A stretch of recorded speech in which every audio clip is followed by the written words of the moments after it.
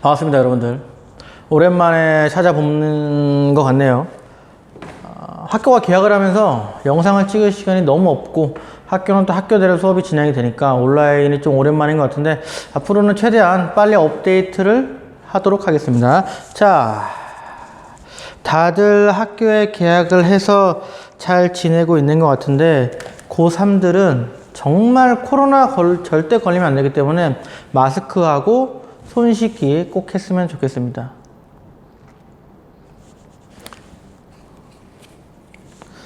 자, 오늘은 여러분들 6강이죠. 6강이고 주제는 직업과 청렴의 윤리입니다. 그래서 직업 윤리를 먼저 본 다음에 마지막에 청렴에 대해서 보는 시간을 갖도록 하게 될 것 같아요. 직업을 먼저 보자. 자, 1번. 동서양의 직업 윤리가 있는데 1번은 뭐냐면 동양과 서양 사상가들이 직업에 대해서 어떻게 얘기했는지를 한번 훑어보는 겁니다. 별표 2개. 상당히 중요한 부분이죠. 첫 번째, 공자부터 보도록 하겠습니다. 공자 같은 경우는 직업에 대해서 정명해야 한다고 봅니다. 정, 발을 정자고요. 명, 이름 명자입니다. 그래서 이름을 바르게 한다라는 건데 이걸 다른 말로 군군, 신신, 부부, 자자라고 합니다. 지금 잠을 자자는 게 아니고요. 자자는 뭐냐면 자식은 자식다워야 한다는 겁니다. 군군, 임금은 임금답고, 신신, 신하는 신하답고, 부부, 부모는 부모답고, 자자, 자식은 자녀답고, 학생은 학생답고, 선생은 선생다워야 한다는 게 바로 정명사상이다라는 거죠. 그렇지? 두 번째, 맹자입니다. 맹자가 중요해요. 맹자. 첫 번째, 맹자. 항산이 없으면 항심이 없다라고 얘기하는 겁니다. 여기서 말하는 항산이란 일종의 생계를 말하는 거예요. 생계. 이고 여기서는 같은 말로 직업이라고 얘기하는 거겠죠. 자, 생계가 보장되지 않으면 항심, 이거는 도덕심입니다. 도덕심. 도덕심이 없다라는 게 맹자의 입장이야. 그래서 백성들에게 도덕을 요구하기 위해서는 먼저 백성들을 배불리 먹여야 한다라는 게 바로 맹자의 주장이다라는 거지. 그러면 예를 들어 장발장 같은 경우를 보면 맹자는 뭐라 그러겠습니까? 장발장이 자기도 배고프고 또 집에 굶어 죽는 조카인가? 조카들을 위해서 빵을 훔쳤을 때 맹자는 뭐라고 할까요? 장발장에게 항산을 먼저 보장해야 한다라고 얘기를 할 겁니다.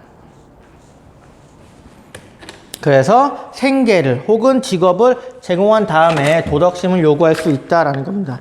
자, 그러면 여기서 중요한 거, 항산과 항심은 뭐가 먼저고 뭐가 나중이야? 선 후는 어떻게 됩니까? 그렇지. 항산이 선이고 항심이 후가 되겠죠? 먼저 우리가 보장해야 되는 것은 항산이다라는 겁니다. 여기서 또 하나. 그러면 경, 중은 어떻게 될까? 경. 좀 덜 중요한 거. 경. 경시하는 거랑 중, 중요한 거. 항산과 항심 중에 뭐가 더 중요할까? 당연히 도덕이 중요하고 항산이 조금 경하다라고 얘기할 겁니다. 그래서 비교한다면 얘기하는 거예요. 그래서 항산과 항심은 항산이 먼저이지만 중요한 것은 항심이다라고 얘기하는 게 바로 맹자이다라는 거죠. 생계도 결국에는 도덕을 위해서 보장을 한다라고 볼 수 있는 겁니다.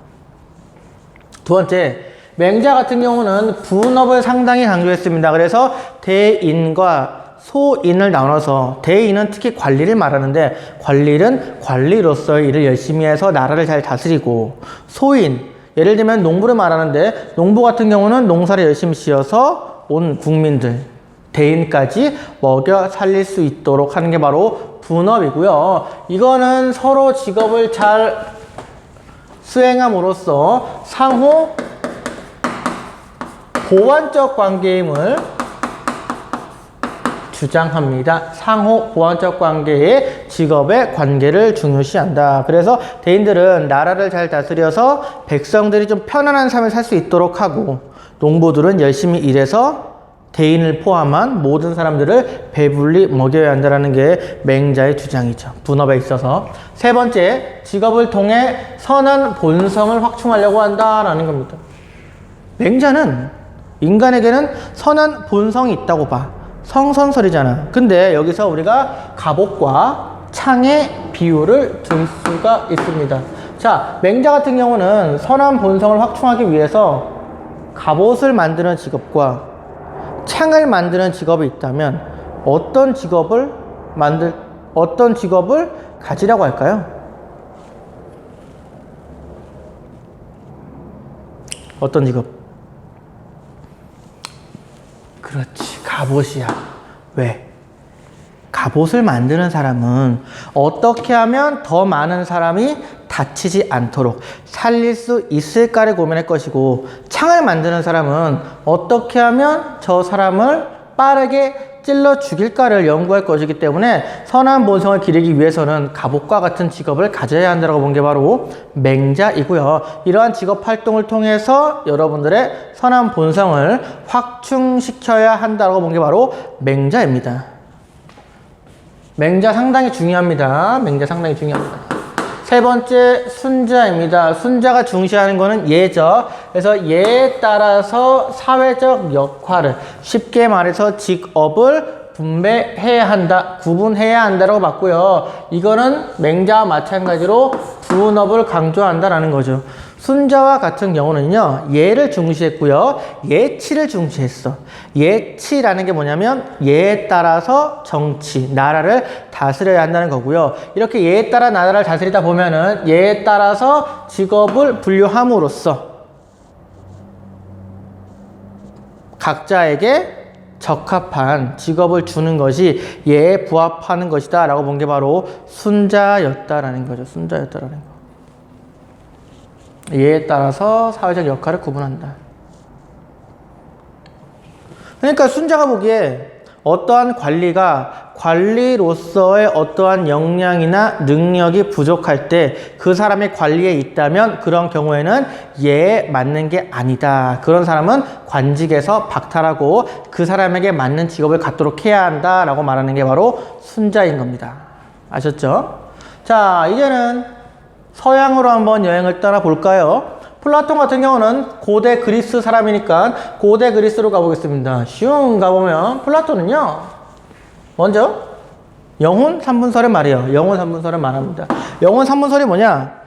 인간의 영혼은 세 가지 부분으로 구성되어 있다는 거지. 첫 번째, 이성. 두 번째, 기계. 세 번째, 욕망이라는 겁니다. 여러분들의 영혼은요, 이성과 기계와 욕망의 세 부분으로 구성되어 있다는 겁니다.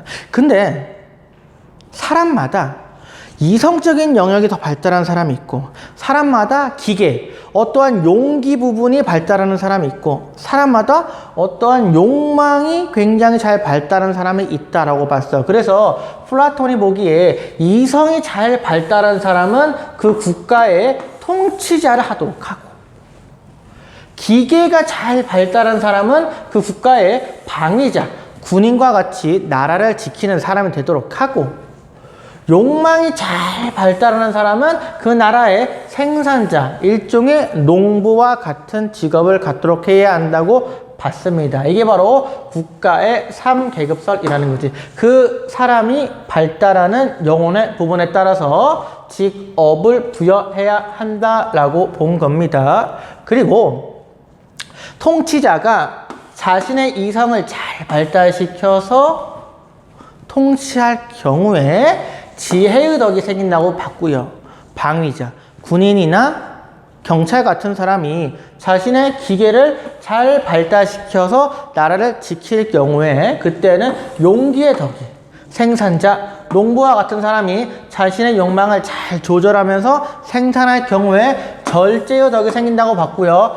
이러한 지혜, 용기, 절제의 덕이 잘 생겨나면 조화가 되면서 정의의 덕이 실현된다고 봤습니다. 그래서 플라톤에게 사회정의란 각자가 각자의 역할을 잘 수행할 때 실현된다라고 본 거고요. 또 같은 말로 플라톤은 자신의 역할을 잘 수행할 때 덕이 실현된다라고도 봤습니다.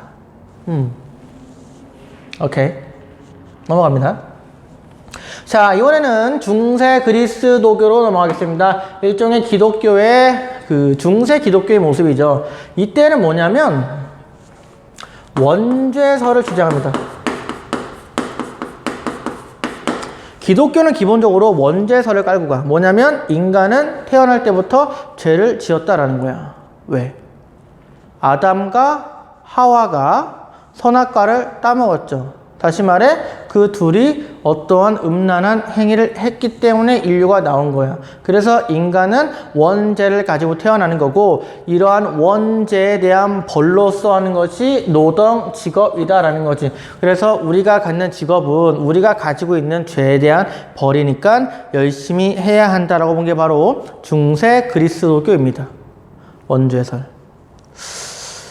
자, 하지만 조금 이제 이러한 기독교적인 관점은 개신교가 등장하면서 칼뱅이나 베버와 같은 개신교의 입장이 등장하면서 바뀌는데요. 칼뱅이나 베버도 기독교의 입장인데, 칼뱅이 중요한 게 직업 소명설, 너무나 중요하죠. 얘를 별표로 치자. 그리고 구원 예정설, 금욕주의 세 가지를 주장합니다. 직업 소명설이 뭐냐? 직업은 소명이다라는 거야. 소명은 뭐냐면 신의 부름이야. 신의 부름. 신의 부름에 답하는 것은 내가 부름 받은 직업을 열심히 일하는 것이다 라는 게 바로 직업 소명설이다 라는 겁니다. 직업 소명설. 그래서 여러분들이 자신의 역할을 열심히 수행해야 한다. 선생님은 선생님의 소명을 다하고 있는 것이다 라고 얘기할 수 있겠죠. 또 구원 예정설은 구원은 이미 예정되어 있다는 거야. 우리가 할 수 있는 건 뭐야? 구원을 받았는지 안 받은지만 확인할 수 있어. 어떻게 확인하느냐? 신이 우리에게 부여한 소명인 직업을 열심히 수행했을 때 사회적으로 성공도 거두고 많은 돈도 벌면은 아, 나는 구원을 예정받은 사람이구나를 알 수 있다라는 겁니다. 알았죠? 여기서 주의할 점.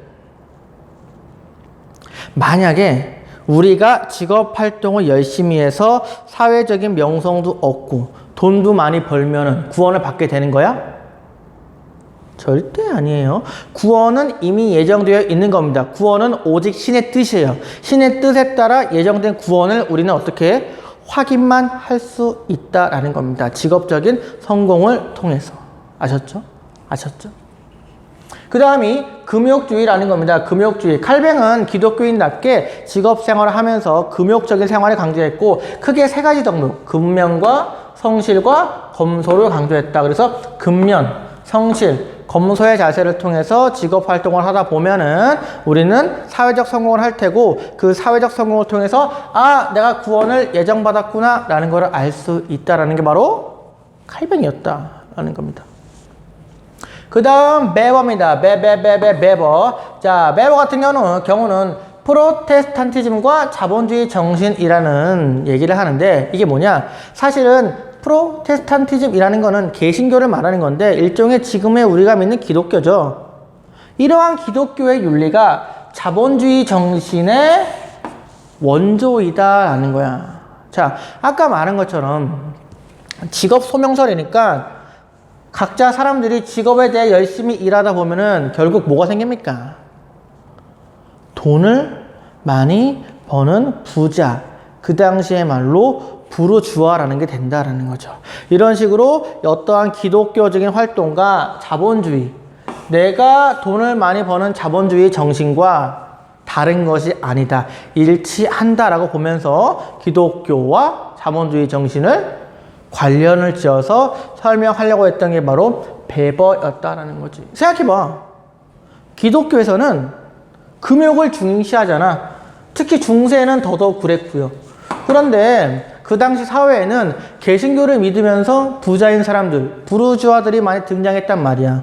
이들을 정당화할 필요가 있었어. 그래서 이러한 부자들이 왜 생겼냐? 도둑질했어? 아닌 거야. 어떻게 한 거야? 신의 소명인 직업을 열심히 하다 보니까 돈을 많이 벌게 된 거라고. 이런 식으로 자본주의 정신을 기독교적인 식으로 해석하면서 정당화했다라는 게 베버라는 거죠. 알았죠? 좋습니다. 내가 오프라인 수업을 개강하면서 느끼는 건데, 내가 지난 온라인 수업을 들어본 것 중에 하나가 참 여러분들하고 호흡하는 게 안 되니까는 좀 수업이 너무 일방향적인 것 같아요. 여러분들이라도 내가 수업을 하게 되면은 속으로 대답을 하면서 들으세요. 그러면 조금 더 재밌을 거야. 알겠죠? 자, 그 다음 마르크스 갑니다. 선생님은 올해 과감하게 마르크스가 시험에 출제될 확률이 있다라고 보는 사람입니다. 왜냐하면 상당히 여러 번 기출에 나왔어요. 수능은 아니어도 369 학력평가 모의고사에 등장했기 때문에 나는 이제는 우리 사회가 자유주의 사회지만 마르크스를 주목할 때가 왔다라는 건데요. 마르크스는요, 분업은 다시 말해 분업화된 노동은 인간소외라는 말은 같은 말로 비인간화죠. 인간이 인간답지 못한 상황에 놓이게 된다라고 주장을 합니다. 그러면서 여기서 말하는 분업화된 노동은요, 사실은 공장제 공업에서 시행하는 컨베이어 벨트에서 하는 노동이야. 예를 들면 산업혁명이 등장하면서 자유주의가 등장하면서 공장이 많이 세워지는데요. 자동차 공장 같은 경우가 대표적이죠. 이렇게 컨베이어 벨트가 있는 거야. 이렇게 벨트가 막 가면서 사람들은 여기에 서서 분업해서 노동을 합니다. 얘는 몸만 받고, 얘는 나사만 조이고, 얘는 볼트만 조이고, 또 얘는 뭐 문만 붙이고, 얘는 바퀴만 붙이고, 계속 이런 식으로 노동을 해. 이게 분업이야. 그런데 이렇게 노동을 하다 보면은 인간이 소외가 된다라는 거야. 나는 열심히 일을 했지만 나는 내가 뭘 한지를 몰라. 나는 하루 종일 내 자리에 서가지고 못을 계속 박았어. 근데 내가 뭘 한지는 모르겠고 월급을 받고 땡이다라는 거고요. 더 나아가 마르크스는 그 받은 월급이 내가 투여한 노동에 비해서 정당한 가치가 아니라 오히려 자본가들이 가져가기 때문에 노동자들은 착취를 당한다고 보는 거죠. 이런 것들이 일종의 인간 소외이고요. 더 중요한 점은요, 마르크스는 직업은 자아실현을 하는 방법이라고 봤어요. 인간에게 어떠한 직업과 노동은 인간이 가진 잠재력, 자아실현을 할 수 있도록 한다라고 본 건데, 마르크스가 보기에 이렇게 몸만 받고 나사만 조이는 사람은 내가 열심히 일을 했지만 내가 뭘 한지를 모른단 말이야. 그렇기 때문에 어떠한 내가 노동을 한 거에 대한 자아실현을 느끼지 못한다라는 거죠. 막말로 선생님 같은 경우는 내가 이렇게 열심히 수업을 하게 되면은 나는 교사구나, 일종의 뿌듯한 자아실현을 느끼거든요. 안 믿기지? 느껴. 나름 느껴요. 나름 느끼는데 마르크스가 보기에는 그런 게 안 된다라는 겁니다. 특히 그래서 옛날에는 장인들이 있잖아. 예를 들면 뭐 도자기 만드는 장인, 이름 만드는 장인들은 내가 열심히 만든 작품을 통해서 나의 자아를 실현하는 거야. 또 예를 들어볼까? 박진영 같은 사람은 요즘은 안 하지만 자기 노래에 뭘 합니까? 이니셜에 박지, JYP 막 이런 식으로. 자, 그러면 박진영은 열심히 자기의 노래를 만들어서 어떠한 자기가 작곡가로서의 이 자아를 실현하는 과정이 된단 말이야. 내 작품이 남고 또 내가 성장을 하기 때문에. 근데 노동자의 컨베이어 벨트에서 몸만 받고 나사만 박으면은 내가 뭘 한지도 모르겠고, 저 차가 내가 만든 건지 내가 만든 게 아닌지 자본가의 것인지 모르고 어떠한 성장도 안 되고 결국 자아실현을 실패한다라고 보는 겁니다. 그래서 마르크스는 자유주의에서는 인간 소외를 피할 수 없다. 자유주의에서의 분업화된 노동은 인간 사회를 피할 수 없다라고 봅니다. 그래서 자유주의 사회가 아닌 또 다른 사회인 어떤 사회? 사회주의 사회가 와야 한다고 주장하는 게 바로 마르크스의 주장이죠. 자, 여러분들 심심하니까 기출풀이 하나 해보도록 하겠습니다. 기출풀이 첫 번째. 직업 소명사에 관련해서 이걸 어디다 쓸까요? 어디다 쓸까요? 빈 공간이 어디에 있나? 칠판에. 빈 공간 그냥 밑에 써야겠다. 쓰세요. 직업 소명설의 빈 공간 첫 번째. 2015년 7월에도 나왔고요. 2019년 3월에도 나왔다. OX 봐봐. 모든 직업은 귀천이 없다. 모든 직업은 귀천이 없다. 5일 귀천이 없다. O일까 X일까? 직업 소명설의 입장에서 모든 직업은 귀천이 없다. 당연히 O입니다. 직업 소명설의 입장에서 직업이란 모두 신의 부름이야. 근데 신의 부름에 가치의 서열이 있는 게 아니라 모두 다 소중하겠죠. 그렇기 때문에 서열은 없다라는 거고요. 하나 더 가자. 하나 더. 마르크스 갈 거야. 마르크스. 자, 가자. 이거는 언제 나왔냐면 2019년 3월, 작년 3월 모의평가에 나왔는데 쓰세요. 자본주의 사회에서 노동자는 소외를 피할 수 없다. O일까 X일까? 자본주의 사회에서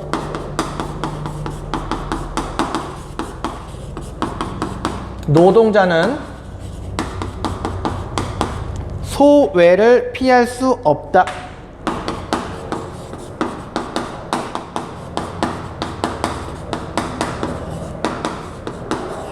O야 X야? X입니다. X야. 왜? 자본주의 사회에서 노동자는 누구랑 관계가 있냐면 자본가와 노동자의 관계가 있는데 이러한 비대칭적인 관계에서는 노동자가 자본가로부터의 착취나 소외를 피할 수가 없어요. 이런 분업도 마찬가지 해봐. 노동자가 어떻게 이런 분업 상황을 해치하겠습니까? 일단 지금 당장 월급을 받아야 되는데. 그렇기 때문에 마르크스는 자본주의에서는 노동자가 소외를 피할 수 없다. 왜 X야 이게? O지? O예요? 왜 X야? O입니다. 피할 수가 없어요. 그럼 어떻게 해야 돼? 그럼 어떻게 해야 돼? 자본주의 사회를 무너뜨리고 그 다음 사회인 사회주의 사회로 나아가야 한다는 겁니다. 사회주의 사회로. 여러분들 알 겁니다. 마르크스의 사회 발전 5단계설, 사회 발전 5단계설 상식으로 알아도 첫 번째 고대 노예제 사회, 두 번째 중세 봉건제 사회, 세 번째 자유주의 사회, 네 번째가 사회주의 사회, 다섯 번째가 공산주의 사회입니다. 이런 식으로 사회가 발전 변화할 것이다 라고 본 게 바로 마르크스입니다. 마르크스. 좋습니다. 여기까지만 하면 되지 않을까 싶고요. 기출 끝났습니다.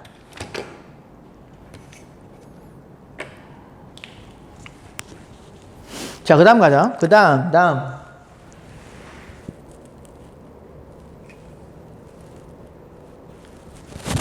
자, 직업윤리는요, 일반성과 특수성이 있어. 이게 무슨 말이냐? 직업윤리의 일반성은 모든 직업에 요구되는 윤리가 있다는 겁니다. 모든 직업에 요구되는 윤리는 뭐가 있을까요?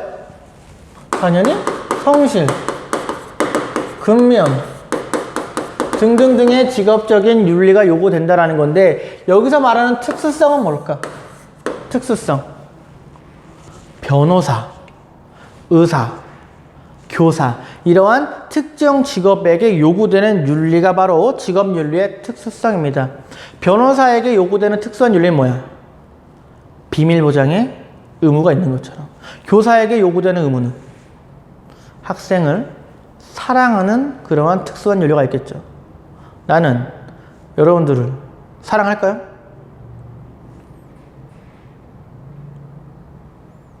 알아서 판단하세요. 알아서 판단합니다. 자, 그 다음에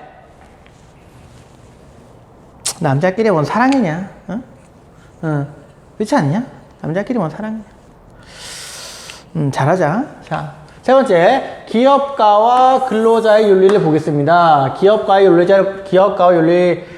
기업가와 근로자의 윤리를 볼 건데, 기업가 윤리에 대해서는 크게 두 명만 알면 됩니다. 프리드먼과 에로우를 알면 되는데, 이 두 사람은 어디에 차이가 있느냐? 기업에게 사회적 책임을 어느 정도까지 요구해야 하는가의 문제인데, 프리드먼 같은 경우는요, 기업의 사회적 책임은 단 하나야.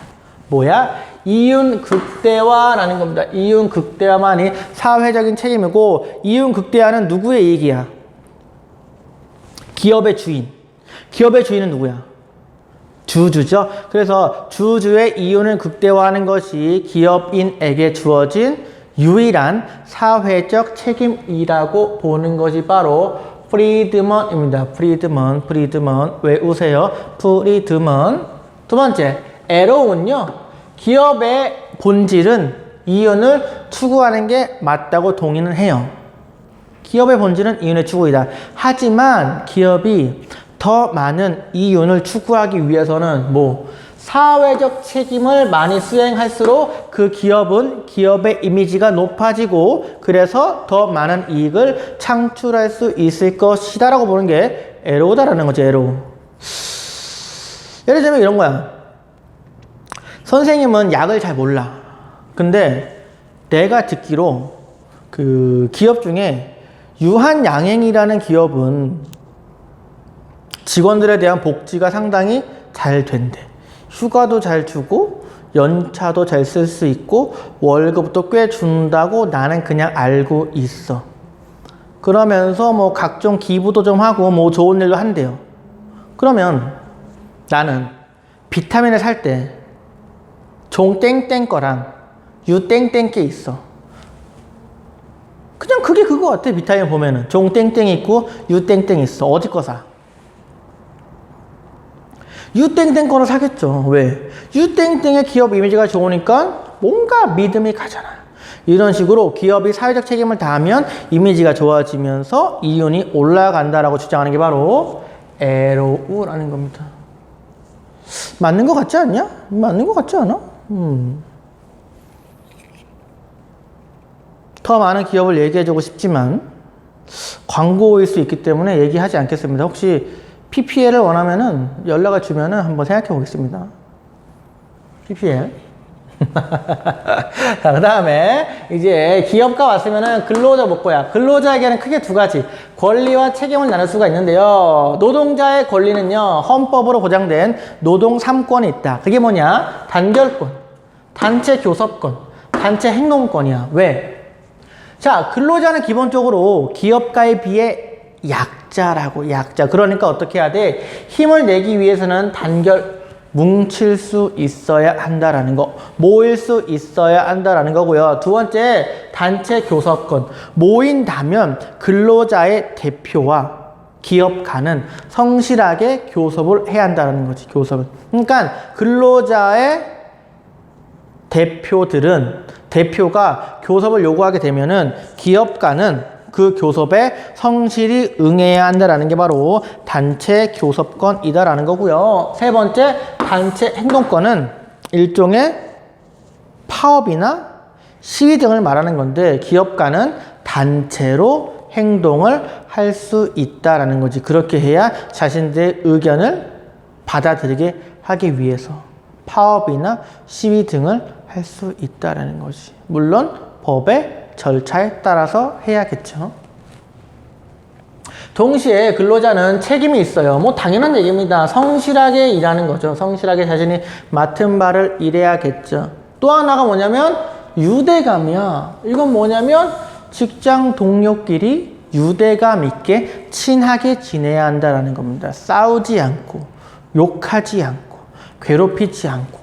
생각해봐. 직장 동료들끼리 사이가 안 좋으면 그 직장의 효율성이 올라갑니까? 내려갑니까?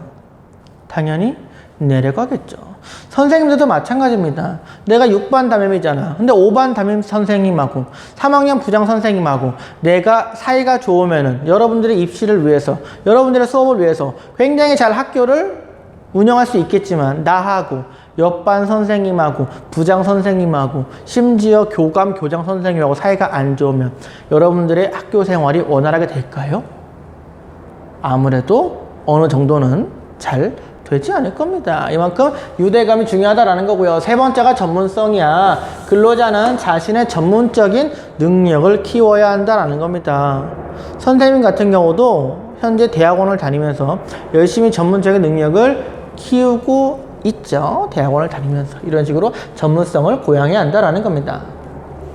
네 번째, 전문직과 공직자의 윤리를 볼 건데요. 전문직이라는 건 뭐냐? 세 가지 특징. 전문성을 가지고 독점성이 있으며 자율성이 보장될 때 우리는 그런 직업에 대해서 전문직이라고 말할 수 있을 겁니다. 대표적으로 의사, 변호사, 미용사, 요리사, 교사, 선생님까지 포함이 돼요.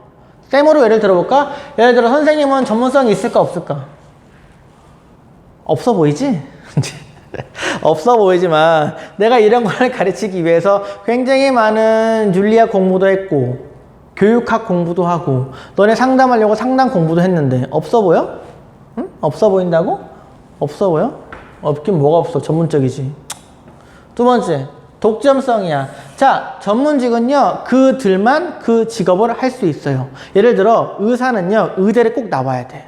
변호사는 로스쿨을 나와야 돼. 교사는 사범대를 나와야 돼. 미용사는 미용사 자격증이 있어야 돼. 이런 식으로 그 사람들만 독점적으로 그 직업을 할 수 있다는 게 바로 독점성이다라는 거지. 마지막으로 자율성입니다. 그 전문직은 자신이 수행하는 직업 활동에 대해서 자율성을 보장받는다라는 거지. 막말로 내가 지금 수업을 하고 있는데 내가 자유롭게 수업을 하는 거지. 교장 선생님이 보고 강 선생 이렇게 하세요. 강 선생 온라인 수업 찍어요. 라고 얘기하지 않는단 말이죠. 내가 자율적으로 내가 가지고 있는 이 전문적인 지식을 토대로 자율적으로 수업을 한다라는 겁니다. 오케이? 자, 이렇게 되면은 전문직은요, 상당히 높은 도덕성과 사회적 책임이 필요돼요. 왜? 기본적으로 전문적이기 때문에 사회에 주는 영향력도 크고 더 나아가 독점적이란 말이야. 그래서 어느 정도 상당히 많은 이익을 사회로부터 얻어요. 그렇기 때문에 더욱더 높은 도덕성과 사회적 책임이 요구된다고 볼 수 있는 겁니다. 그 다음 공직자야. 공직자는 관리를 말하는 거죠. 공무원들을 말하는 겁니다. 특히 여기서는 국회의원 같은 사람들이 많이 얘기하는데요. 자, 국회의원이나 대통령 같은 사람들은요, 대리인에 불과해. 누구의 대리인? 국민의 대리인이야. 주인은 누구야? 국민이야. 즉, 대통령이나 국회의원은 주인인 국민이 하라는 대로 하면 돼요. 사실은 정치적 권리는 대통령이나 국회의원의 것이 아니고 누구 거야? 우리 국민 거야. 근데 왜 대신시켜? 바쁘잖아, 우리가. 바쁘다고. 나 지금 수업해야 되고 여러분들은 공부해야 돼. 정치 직접 할 시간이 있어 없어? 없어. 바쁘니까 나 바빠. 대신 너네가 해봐 라고 맡긴 게 바로 공직자이다라는 거니까 주인의 뜻에 따라서 자신들의 역할을 수행해야 한다라는 거지. 그래서 필요한 덕목이 첫 번째 공익을 우선한다라는 거야. 공직자 자신들의 사적인 이익보다는 국민들을 위한 공적인 이익에 힘써야 한다는 거. 두 번째, 민주적이어야 한다는 거지. 민주적은 뭐야? 국민의 뜻에 따라 정치를 해야 한다는 겁니다. 국민의 뜻에 따라. 코로나에 대한 대책도 상당히 많은 국민의 의사가 반영이 돼야 한다라는 거예요. 알겠습니까? 세 번째, 청렴이라는 거죠. 청렴. 부정부패를 저지르지 않고 준법, 법에 근거해서 자신의 역할을 수행한다. 이런 기본적인 네 가지 덕목이 요구가 되겠습니다. 야, 마지막이다. 부정부패야. 부정부패. 그리고 부정부패를 하지 않기 위한 청렴. 자, 부정부패 왜 생겨나겠습니까? 부정부패 제일 큰 원인은 연고주의야. 연고주의. 연대고대가 아닙니다. 연고주의. 지연이나 학연이나 혈연 때문에 자신이 가지고 있는 어떠한 힘을 통해서 어떠한 권력을 이용해서 부당한 이익을 주는 것을 바로 부정부패라고 얘기하는 거죠. 고위공직자의 자녀가 좋은 명문대에 간다. 부자인 기업인의 자녀가 좋은 명문대에 간다. 이런 것들이 바로 부정부패에 해당할 수가 있다라는 겁니다. 이러한 부정부패가 있으면 어떤 문제가 있습니까? 크게 두 가지. 사회 통합이 안 돼. 그리고 국가 경쟁력이 약화돼. 사회 통합. 예를 들어 너네는 지금 겁나 열심히 공부해가지고 대학 가려고 하는데 어떤 국회의원, 어떤 장관, 어떤 대통령의 자녀는 그 자신의 백을 통해서 자식은 서울대나 연고대를 보내버리고 여러분들은 열심히 공부해도 그 대학을 못 가면 더 나아가서 내가 바로 서울대를 마지막 딱 예비 1번으로 떨어졌는데 그 서울대에 붙은 사람 한 명이 부정부패로 갔던 거였다면 여러분들은 얼마나 열받겠습니까? 이 썩어 빠진 대한민국 안 되겠어. 난 이 사회에 협조를 하지 않겠어 라고 얘기하면서 사회 통합이 아예 안 되고 열심히 일하려고도 하지 않고 어떻게 하려고 하겠어? 부정부패 하려고 하겠죠. 부정부패 하려고. 관리에게 뒷돈 주고 이런 식으로 부정부패 하려고 하겠죠. 사회 통합이 안 된다라는 겁니다. 두 번째. 국가 경쟁력이 약화되는 거죠. 부정부패가 있으면은 그 사회는 그러한 부정부패로 인해서 사회의 효율성이 내려가기 때문에 국가 경쟁력도 약화되는 거고 또한 국가 청렴 지수가 낮아지기 때문에 다른 나라로부터 어떠한 투자를 받기도 어렵다라는 거죠. 어렵다라는 거죠.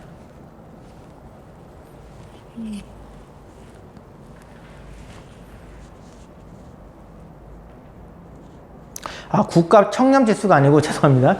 국가 부패 지수. 국가 부패 지수. 국가 부패 지수가 뭐냐면 그 국가에서 그 국가에 있는 시민들이 부패를 얼마나 잘 인식할 수 있는가의 지수입니다. 이러한 지수를 통해서 부패를 잘 인식하는 시민이 많은 나라에 대해서는 다른 나라에서 투자를 많이 하겠죠. 부정부패가 없기 때문에.